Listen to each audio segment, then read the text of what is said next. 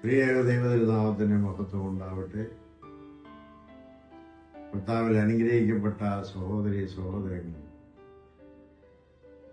2025 Christmas സമാഗതമാവുകയാണ്.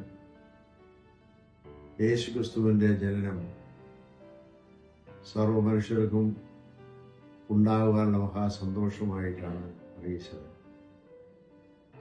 ക്രിസ്തു ഇന്നും നമ്മുടെ കൂടെയുണ്ട്, നമ്മുടെ ഹൃദയത്തിൽ ജനിക്കുന്നു.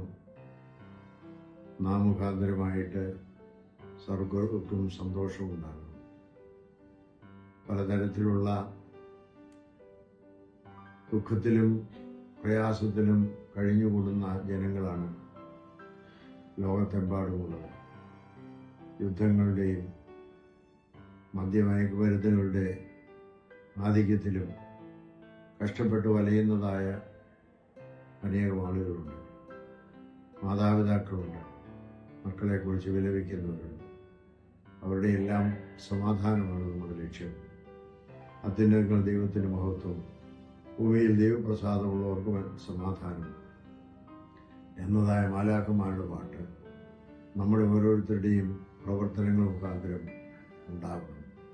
സമാധാനമില്ലാതെ കഴിയുന്ന കുടുംബങ്ങൾ, വ്യക്തികൾ, അവരെല്ലാം സമാധാനമുള്ളവരായി തീരുവാൻ നമുക്കെന്ത് ചെയ്യാൻ കഴിയും?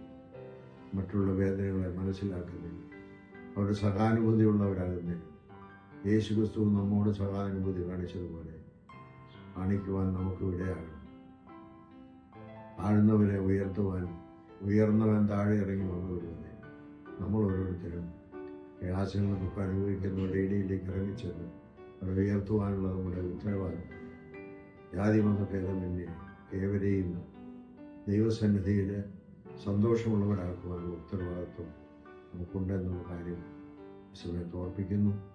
ഉൾക്കൂടിൽ ജനിച്ചവനായ ക്രിസ്തുവിൻ്റെ എളിമയും അതോടൊപ്പം പാവപ്പെട്ടവരെ കരുതുന്നതായ കരുതലും എല്ലാവരെയും ഉപദേശിക്കുന്ന ഉപദേശത്തിൻ്റെ സന്ദേശവും നമ്മുടെയൊക്കെ ഹൃദയങ്ങളിൽ വാഴുവാനിടയാകട്ടെ എന്ന് പ്രാർത്ഥിക്കുന്നു.